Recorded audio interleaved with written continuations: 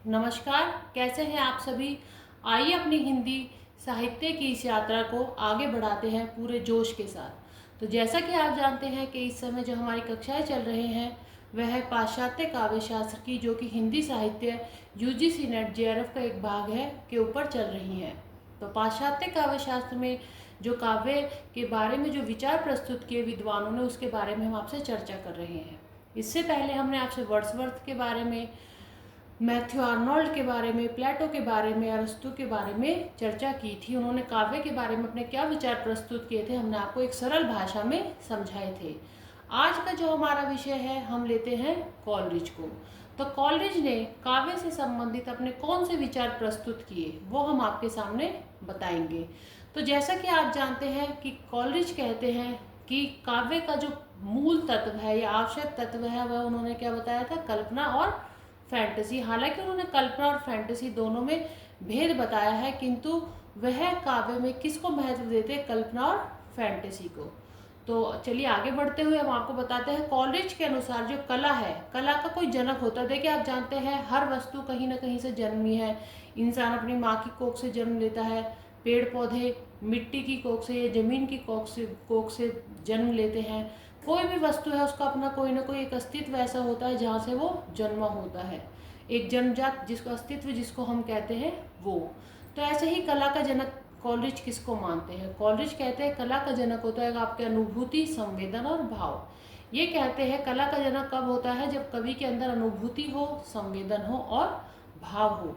क्योंकि कला की उत्पत्ति भाव की तीव्रता से ही होती है। देखिए भाव की तीव्रता के बारे में हमने आपको पहले बताया था कि वर्ड्सवर्थ ने क्या कहा था, जो भावहीन होता है वह काव्य नहीं होता।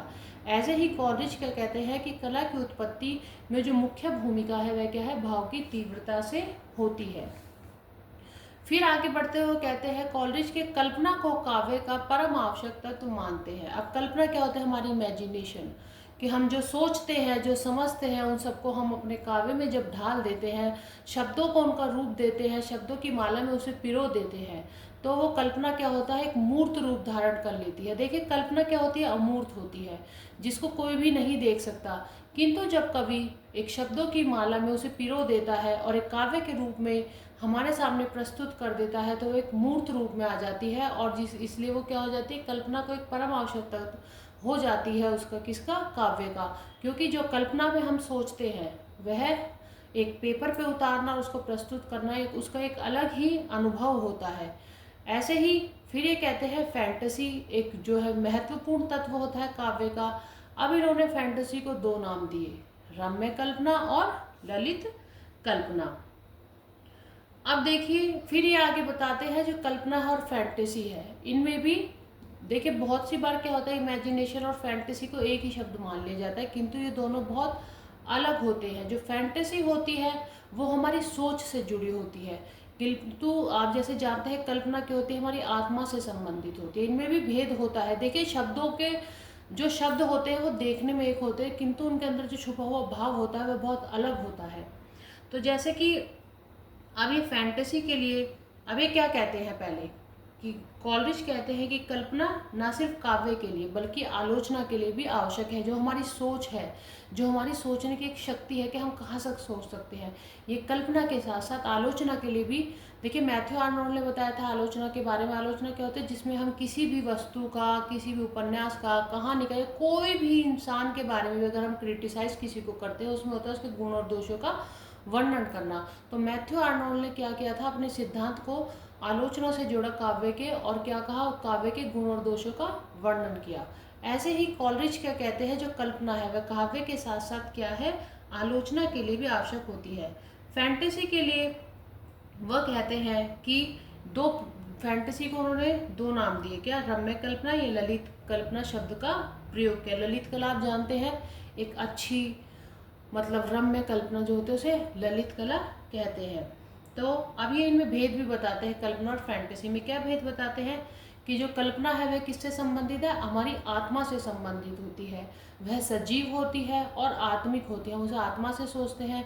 सजीव अर्थात उसमें प्राण होते हैं, और आत्मा से हमारी संबंधित होती है, क्योंकि जो भी हम सोचते हैं अंतर मन से सोचते हैं।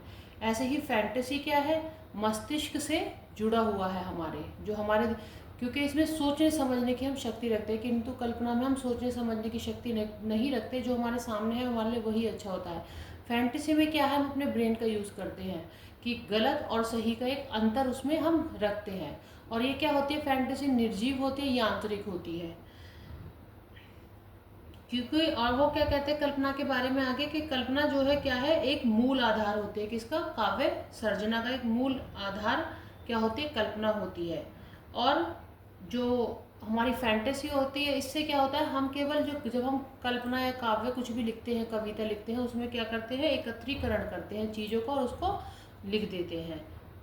फिर अब एक कॉलरिज का जो कल्पना सिद्धांत है, ये किससे संबंधित था, देखिए वर्ड्सवर्थ से उन्होंने जोड़ा है अपने आप को।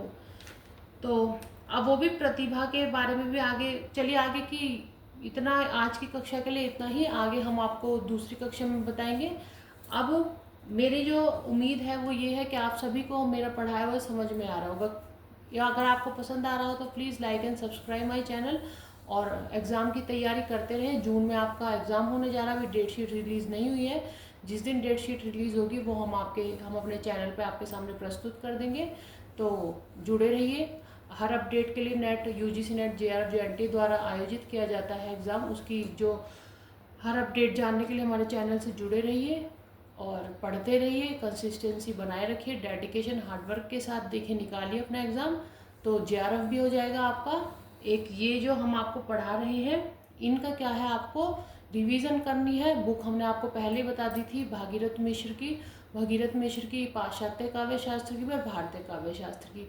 उनको रिपीट करते रहिए, बार बार पढ़ते रहिए। एक किताब जो है अब हम आपको एक और बताएंगे इनसे जुड़ी हुई। आज के लिए धन्यवाद। आपका दिन शुभ हो।